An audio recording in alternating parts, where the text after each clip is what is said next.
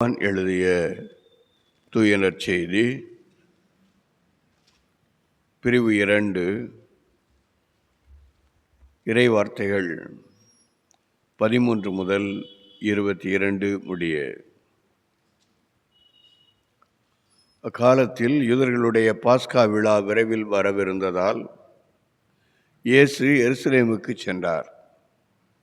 கோவிலில் ஆடு மாடு புறா விற்போரையும் அங்கே உட்கார்ந்திருந்த நாணயம் மாற்றுவோரையும் கண்டார். அப்போது கயிறுகளால் ஒரு சாட்டை பின்னி அவர்கள் எல்லாரையும் கோவிலிலிருந்து துரத்தினார். ஆடு மாடுகளையும் விரட்டினார். நாணயம் மாற்றுவோரின் சில்லறை காசுகளை கொட்டிவிட்டு மேசைகளையும் கவிழ்த்து போட்டார். அவர் புறா விற்பவர்களிடம், இவற்றை இங்கிருந்து எடுத்துச் செல்லுங்கள், என் தந்தையின் இல்லத்தை சந்தையாக்காதீர்கள் என்று கூறினார். அப்போது அவருடைய சீடர்கள், உம் இல்லத்தின் மீதுள்ள ஆர்வம் என்னை எரித்துவிடும் என்று மறைநூலில் எழுதியுள்ளதை நினைவு கூர்ந்தார்கள். யூதர்கள் அவரை பார்த்து, இவற்றையெல்லாம் செய்ய உமக்கு உரிமை உண்டு என்பதற்கு நீர் காட்டும் அடையாளம் என்ன என்று கேட்டார்கள். இயேசு மறுமொழியாக அவர்களிடம், இக்கோவிலை இடித்து விடுங்கள், நான் 3 நாளில் இதை கட்டி எழுப்புவேன் என்றார். அப்போது யூதர்கள், இந்த கோவிலை கட்ட 46 ஆண்டுகள் ஆயிற்றே, நீர் 3 நாளில் இதை கட்டி எழுப்பி விடுவீரோ என்று கேட்டார்கள். ஆனால் அவர் தம் உடலாகிய கோவிலை பற்றியே பேசினார். அவர் இறந்து உயிருடன் எழுப்பப்பட்ட போது அவருடைய சீடர் அவர் இவ்வாறு சொல்லியிருந்ததை நினைவு கூர்ந்து மறைநூலையும் இயேசுவின் கூற்றையும் நம்பினர்.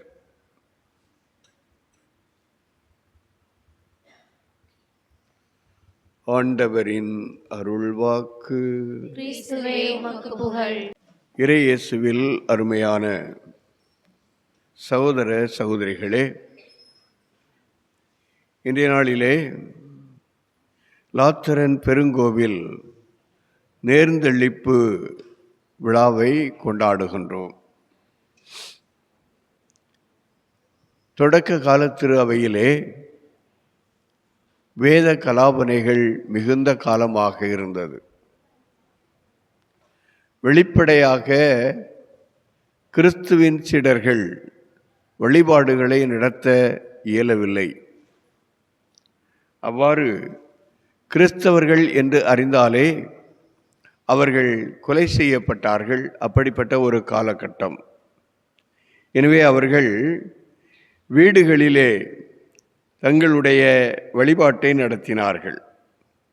இன்னும் குகைகளிலே மறை சாட்சியர் அல்லது புனிதர்களுடைய திருவுடல்கள் அடக்கம் செய்யப்பட்ட பகுதிகளிலே அவர்கள் சென்று திருப்பலி நிறைவேற்றி இறை வழிபாடு செய்தார்கள் என்று நாம் திரு அவையினுடைய வரலாற்றிலே பார்க்கிறோம். அப்படிப்பட்ட காலகட்டத்தில் கான்ஸ்டாண்டினோபிள் மன்னன் கிறிஸ்தவ மதத்தை ஏற்றுக்கொண்டதோடு அது தன்னுடைய அரசினுடைய மதம் என்றும் அறிவித்தான். அவ்வாறு அறிவித்ததால் மக்கள் வெளிப்படையாக வழிபடுவதற்கு முன்வந்தார்கள். ஆலயங்கள் தேவைப்பட்டன. மன்னன் தன்னுடைய அரண்மனையையே ஒரு ஆலயமாக மாற்றி அதை திரு அவைக்கு அளித்தான். இந்த ஆலயம் அர்ச்சிக்கப்பட்ட நாளைத்தான் இன்று நாம் கொண்டாடுகின்றோம். இது யோவானுக்கு அர்ப்பணிக்கப்பட்ட ஆலயமாக இருந்தது.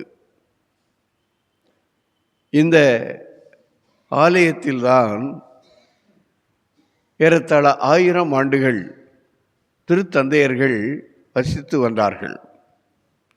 அதன் பிறகு எழுந்த சில காரணங்களால் அவிக்னோன் என்ற பகுதிக்கு சென்று அங்கே இருந்தார்கள். அதன் பிறகு இறுதியாகத்தான் இப்பொழுது திருத்தந்தையினுடைய வாழிடம் இருக்கின்ற வத்திக்கானுக்கு அந்த திருத்தந்தையினுடைய இல்லமானது மாற்றப்பட்டது. திருத்தந்தை வசிக்கின்ற இடத்தின் அருகிலேயே புனித பேதுருவின் பெருங்கோவில் அமைந்திருக்கிறது. இன்னும் ரோமை நகருக்கு வெளியே 4 பெருங்கோவில்கள் அமைந்திருக்கின்றன. அவை எல்லாமே புனித தலங்களாக உலகின் பல பகுதிகளிலிருந்து வருகின்ற மக்கள் சென்று வழிபடுகின்ற தலங்களாக அமைந்திருக்கின்றன. அதில் சிறப்பாக இந்த லாத்தரன் பெருங்கோவில் அமைந்திருக்கிறது. ஏனென்றால் இன்றும் அதுதான் திருத்தந்தையினுடைய பேராலயமாக இருக்கிறது. ஒரு பங்கு அப்படின்னு சொன்னால் அங்கே பங்கு ஆலயம் ஒன்று இருக்கும், கிளை பங்குகள் இருக்கும். மறைமாவட்டம் என்று சொன்னால் மறைமாவட்ட பேராலயம் ஒன்று இருக்கும். அதனுடைய பங்கு தந்தை ஆயர்தான். அங்கே அவர் தன்னுடைய பிரதிநிதியாக ஒருவரை நியமிப்பார் பங்கு தந்தையாக. அதே போன்று திருத்தந்தையினுடைய பேராலயமாக திகழ்வது இந்த லாத்தரன் பெருங்கோவில் நேர்ந்தளிப்பு. ஏனென்றால் திருத்தந்தை ரோமை மறை மாவட்டத்தினுடைய ஆயர். யாரெல்லாம் திருத்தந்தையாக தேர்ந்தெடுக்கப்படுகின்றார்களோ அவர்கள் ரோமை மறை மாவட்டத்தினுடைய ஆயர்களும் ஆகின்றார்கள். இத்தகைய சிறப்பு வாய்ந்த இந்த ஆலயத்தினுடைய நேர்ந்தளிப்பு விழாவை உலகம் முழுவதும் நாம் இன்று கொண்டாடி கொண்டு இருக்கிறோம். அதற்கு காரணம் என்ன அப்படின்னு சொன்னால், இந்த ஆலயம் உலகில் உள்ள எல்லா ஆலயங்களுக்கும் தாயாக திகழ்கின்றது. தாய் கோவில். திரு அவையிலே கட்டப்பட்ட முதல் கோவில். எனவே இந்த விழாவை உலகமெல்லாம் நாம் கொண்டாடி மகிழ்கின்றோம்.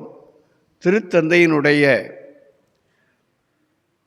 சிறப்புமிக்க பேராலயமாக திகழ்வதோடு ஆண்டவர் இயேசு இரவு உணவின் போது பயன்படுத்திய அந்த மேஜையானது இந்த ஆலயத்தில்தான் இருக்கின்றது. அன்புக்குரியவர்களே, இந்த விழாவை கொண்டாடுகின்ற இந்நாளிலே இன்றைய வாசகங்கள், திருப்பலி வாசகங்கள் நமக்கு என்ன உணர்த்துகின்றன என்பதை நாம் சிந்திக்க அழைக்கப்படுகிறோம். இன்றைய முதல் வாசகத்திலே பார்க்கிறோம். முதல் வாசகத்திலே ஆலயத்திலிருந்து தண்ணீர் கிழக்கு நோக்கி வருவதை கண்டேன் என்று எசேக்கியேல் கூறுவதை பார்க்கிறோம். கோவிலின் நுழைவாயிலில் இருந்து கிழக்கு நோக்கி தண்ணீர் வருவதை கண்டேன் என்று. இது எதை குறிக்கிறது? இங்கே குறிக்கப்படுகின்ற இந்த நீரோடையானது கடவுளின் இல்லத்தினின்று அவரது புனித மலையான சியோனின்று புறப்படுகின்றது என்பதனுடைய ஒரு அடையாளமாக இருக்கிறது. ஆண்டவர் மலையினின்று புறப்படும் நீர் வாழ்வு தரும் நீராக இருக்கும் என்று தொடக்க நூலிலே 2வது அதிகாரம் 10 முதல் 14 வசனங்களில் கூறப்படுவதை நாம் நினைவு கூறுகின்றோம். இவ்வாறு தொடக்க நூலில் குறிப்பிடுகின்ற போது அந்த நீர் வழிந்தோடுகின்ற அந்த நீரோடையின் இரு புறமும் செடிகள் ஏதேன் தோட்டம் போல் இருக்கும். திருப்பாடல் 46:4-5 வசனங்களிலே இது உருவமாக கூறப்பட்டுள்ளது. அப்போ யூதா நாடு இனி போர், பஞ்சம், கொள்ளை, நோய் இவற்றால் துன்புறாது. ஆண்டவருடைய மாட்சி திரும்பியுள்ளதால் நாடு செழிக்கும் என்பதனுடைய அடையாளமாகத்தான் இந்த பகுதி சொல்லப்படுகிறது. எனவே கோவிலின் முன்புறம் இருந்து, வாசற்படியில் இருந்து நீர் பாய்ந்தோடுகிறது அப்படின்னு சொன்னால் அந்த நாடு செழிப்பாக இருக்கிறது என்று சொல்வார்கள். ஒரு பழமொழி சொல்லுவாங்க இல்லையா, கோயில் இல்லாத ஊரில் குடியிருக்க வேண்டாம் என்பார்கள். ஏன்? அந்த கோவிலிலிருந்து நாம் அருளை பெற்றுக்கொள்ளுகிறோம். கடவுளுடைய அருள் அந்த ஆலயத்திலிருந்து வழிந்தோடுகிறது. ஏன்? நம்முடைய நம்பிக்கை வாழ்க்கையை எடுத்துக்கொள்வோம். நம்பிக்கை வாழ்க்கை தொடங்குவது ஆலயத்தில், நம்முடைய வாழ்க்கை நிறைவுறுவது ஆலயத்தில். குழந்தை பிறந்த உடனே ஆலயத்துக்கு தானே கொண்டு வர்றோம், திருமுழுக்கு கொடுப்பதற்காக. அதற்கு முன்னால் ஊருக்கு வெளியூரில் பிறந்திருந்தா கூட ஊருக்குள்ளே நுழையும் போதே ஆலயத்தில் கொண்டாந்து குழந்தையை கடத்தி ஜெபம் சொல்லிட்டு தான் நம்ம போகிறோம். அங்கே தான் நம்முடைய நம்பிக்கை வாழ்க்கை தொடங்குகிறது. எனவே நம்முடைய நம்பிக்கை வாழ்க்கையினுடைய நடுநாயகமாக இருப்பது ஒரு ஆலயம்தான். அந்த ஆலயம் எப்படி பேணப்பட வேண்டும், அது எவ்வாறு பரிசுத்தமானதாக இருக்க வேண்டும் என்பதை நாம் உணர்ந்து கொள்ள இன்றைய வழிபாடு அழைக்கின்றது. அதோடு இந்த இரண்டாவது வாசகத்திலே புனித பவுலடியார் அருமையாக சுட்டி காட்டுகிறார். நம்முடைய முன்னோர்களுடைய நம்பிக்கையின் அடிப்படையில் பவுலடியார் அவருக்கு முன்னால் யார் அடித்தளமிட்டது, யார் கட்டி எழுப்பியது என்பதையெல்லாம் சொல்லுகிறார்.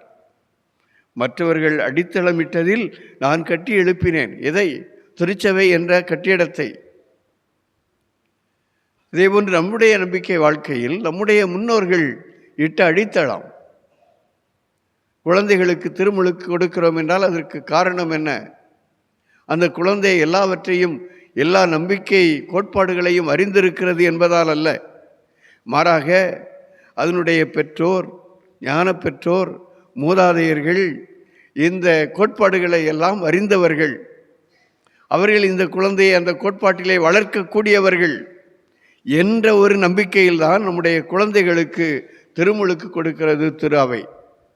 அப்போ அவர்களையெல்லாம் நம்பிக்கையிலே வளர்க்க வேண்டியது யாருடைய பொறுப்பு என்றால் பெற்றோர், ஞான பெற்றோர் மற்றும் திரு அவையில் வாழுகின்ற நம்முடைய பொறுப்பு. இதை நாம் உணர்ந்து கொள்ள இந்த இரண்டாவது வாசகம் அருமையாக நம்மை தூண்டுகிறது. அது மட்டுமல்ல, பவுலடியார் அருமையாக சொல்லுகிறார், நீங்கள் கடவுளுடைய கோவில் என்றும் கடவுளின் ஆவியார் உங்களில் குடியிருக்கிறார் என்றும் உங்களுக்கு தெரியாதா?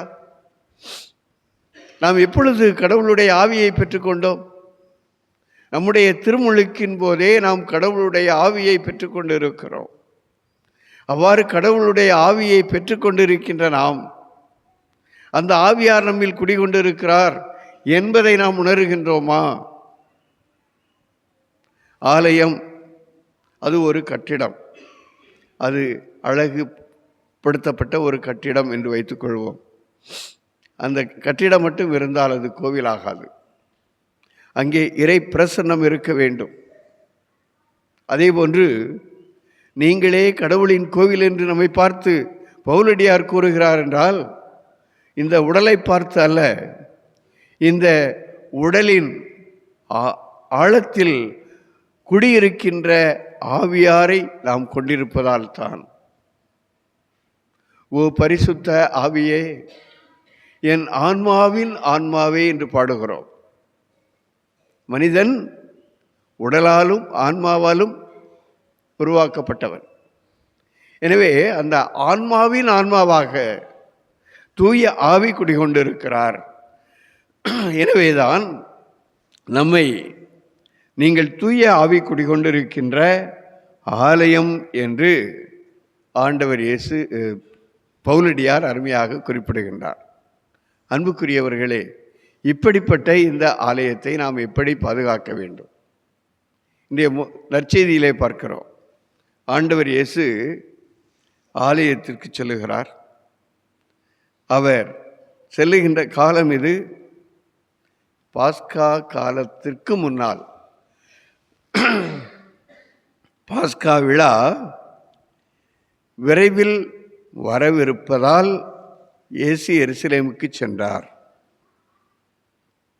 ஏன் பாஸ்கா விழாவுக்கு முன்னால் செல்லணும்?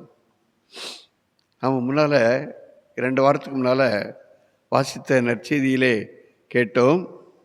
இயேசுவை பார்த்து சிலர் சொன்னார்கள், நீர் இங்கிருந்து போய்விடும், ஏரோது உம்மை கொல்ல தேடுகிறான் என்று. இயேசு பயந்து ஓடவில்லை. மாறாக என்ன சொன்னார்? ஒரு இறைவாக்கினர் எருசலேமுக்கு வெளியே மறிப்பது சரியல்ல. இறைவாக்கினர் எங்கே தான் மறிக்கணும்? எருசலேமுக்குள்ளே தான் மறிக்கணும். நான் எருசலேமிலே மறிப்பதற்கு தயாராக இருக்கிறேன் என்று சொல்லுகின்றார். அதே போன்று இங்கே பாஸ்கா விழா நெருங்கி வருகின்ற வேளையில் அவர் எருசலேமுக்குள்ளே வருகின்றார். ஏனென்றால் அவர் தம்மை இந்த மனிதகுல மீட்புக்காக கையளிக்க இருக்கிறார். அங்கே சிலுவை சாவை ஏற்க இருக்கிறார்.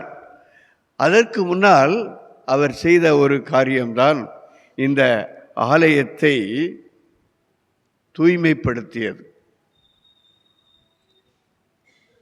எருசலேம் ஆலயம் அது கடவுள் வாழுகின்ற இல்லம். ஆனால் காலப்போக்கில் அங்கே வந்த குருக்கள், இன்னும் மறைநூல் அறிஞர்கள், இவர்களுடைய சுயநலத்தால் அது ஒரு கள்வர் குகையாகிவிட்டது, அது வியாபார கூடமாகிவிட்டது என்று சொல்லலாம். உதாரணமாக, ரோமை மன்னனுடைய உருவம் பொறித்த நாணயம் பழக்கத்தில் இருக்குது. நம்ம ஏதாவது ஒரு பொருள் வாங்கணும் அப்படின்னு சொன்னால் கடையில் போய் அந்த நாணயத்தை கொடுத்தா தான் அவர்கள் பணம் தருவார்கள். ஆனால் யூதர்களுடைய பாரம்பரிய நாணயம் வேறு. இந்த ஆலயத்திலே வந்து காணிக்கை செலுத்தும் பொழுது இந்த யூதர்களுடைய நாணயத்தை தான் செலுத்த வேண்டும். ரோமை மன்னனுடைய உருவம் பொறிக்கப்பட்ட நாணயத்தை செலுத்தக்கூடாது. எனவே அவர்கள் என்ன செய்வார்கள்? 6 ரோமை அரசனுடைய அந்த உருவம் பொறித்த நாணயத்தை கொடுத்தால் அவர்கள் ஒரு நாணயத்தை அவர்கள் எடுத்துக்கொள்வார்கள். கமிஷன் மீதியை தான் கொடுப்பாங்க காணிக்கை பெட்டியில் போடுறதுக்கு. அதே போன்று நேர்ச்சை பொருட்கள், ஆடோ மாடோ கோழியோ புறாவோ எதுவும் வாங்கணும் அப்படின்னு சொன்னால் வெளியே வாங்கிறத விட அங்கே ஆலயத்தில் வாங்கிறது தான் நல்லது அப்படின்னு சொல்லி ஆலயத்தில் வைத்து விற்பார்கள். அதற்கு விலையையும் கூட்டி வைப்பார்கள். எனவேதான் இயேசு இது ஒரு அநியாயம் என்பதை பார்க்கிறார். அதை கடிந்து கொள்ளுகிறார். அவர்களை ஆலயத்தை விட்டு துரத்துகிறார் என்று பார்க்கிறோம். ஆடு மாடுகளையும் அதை விற்று கொண்டிருப்பவர்களையும் ஆலயத்தை விட்டு துரத்துகிறார். நாணயம் மாற்றுவோருடைய மேஜைகளை கவிழ்த்து போடுகிறார். பிராவுற்போரை இங்கிருந்து தூக்கிச் செல்லுங்கள் என்று அவர் சொல்லுகிறார். அது மட்டுமல்ல, என் தந்தையின் இல்லத்தை சந்தையாக்காதீர்கள்.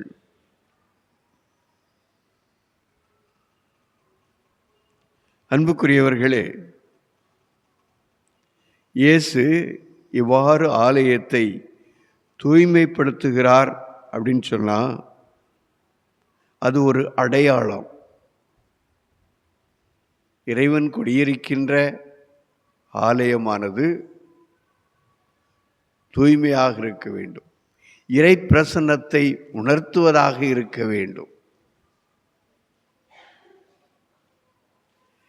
இதை அவர் சொல்லும் பொழுது, எந்த அதிகாரத்தால் நீர் இவ்வாறு செய்கிறீர் என்ற கேள்வி அவரை நோக்கி எழுப்பப்படுகிறது. அதற்குத்தான் இயேசு அருமையாக சொல்லுகிறார், இந்த ஆலயத்தை இடித்து விடுங்கள், நான் 3 நாளில் கட்டி எழுப்புவேன். எவ்வளவு ஆணித்தரமான அதிகாரமிக்க வார்த்தைகள் அவை.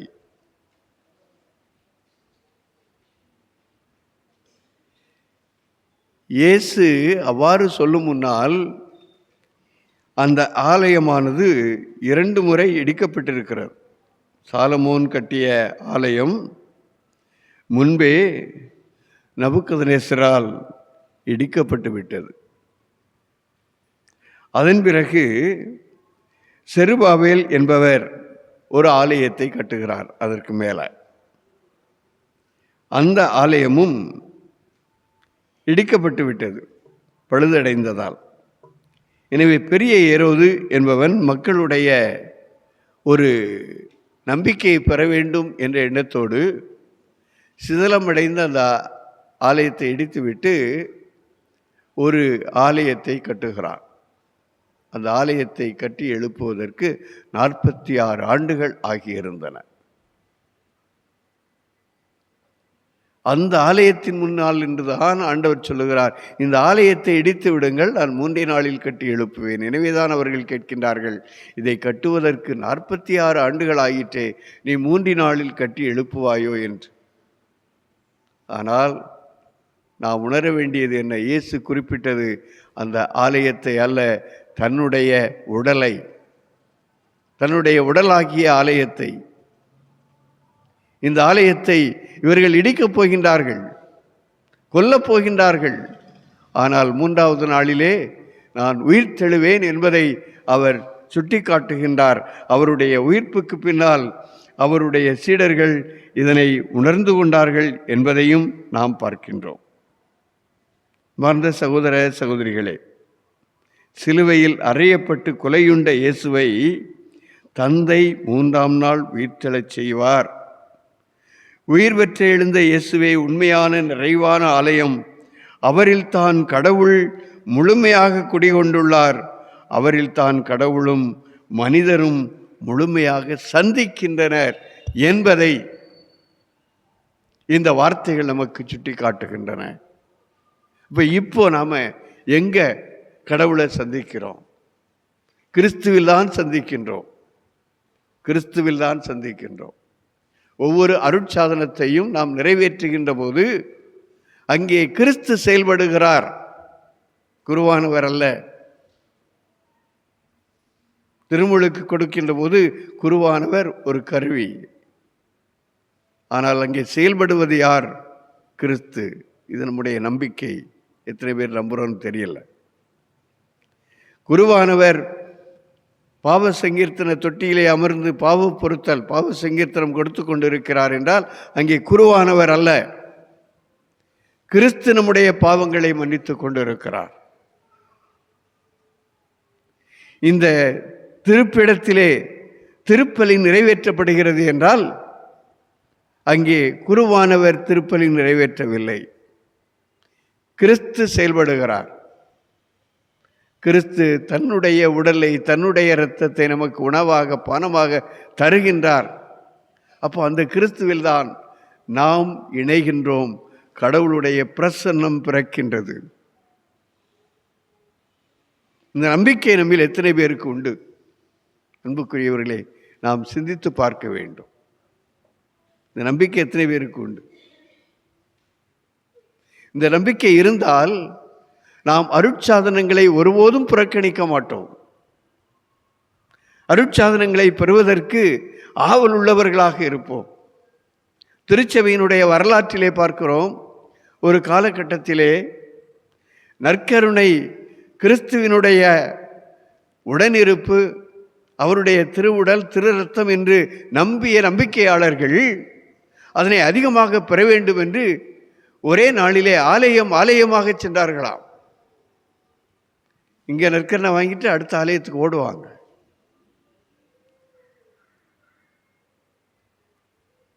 அப்படிப்பட்ட நம்பிக்கையாளர்கள் அடித்தளத்திலே கட்டி எழுப்பப்பட்ட நம்பிக்கையாளர்கள். அந்த ஆலயம் நாம். நம்மிடம் அந்த நம்பிக்கை இருக்கின்றதா? பரிசுத்தராகிய இயேசுவை நம்முடைய உள்ளத்திலே வாங்கும் பொழுது, நம்முடைய கரங்களிலே வாங்கி அதனை நாம் உண்ணும் பொழுது பரிசுத்தமாக இருக்கின்றோமா? தூய எண்ணங்களோடு இருக்கின்றோமா? எண்ணி பார்க்க வேண்டும். அன்பார்ந்த சகோதர சகோதரிகளே, அன்று ஆண்டவர் இயேசு எருசலேம் ஆலயத்தை பரிசுத்தப்படுத்தினார்.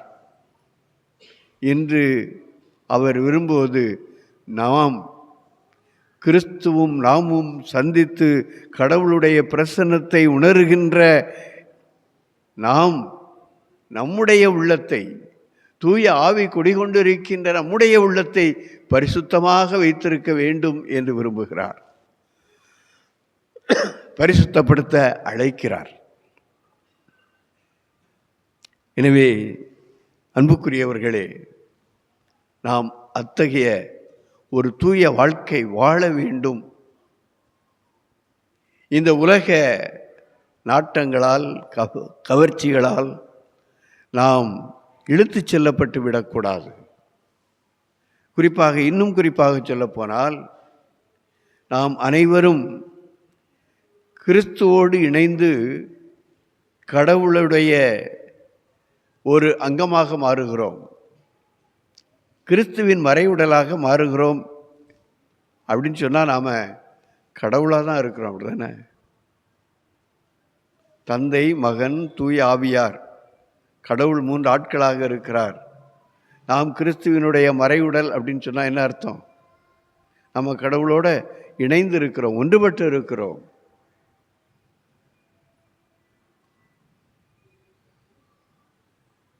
அப்போ அந்த ஒரு ஒருங்கமைவு, ஒற்றுமை உணர்வு நம்மில் இருக்கிறதா?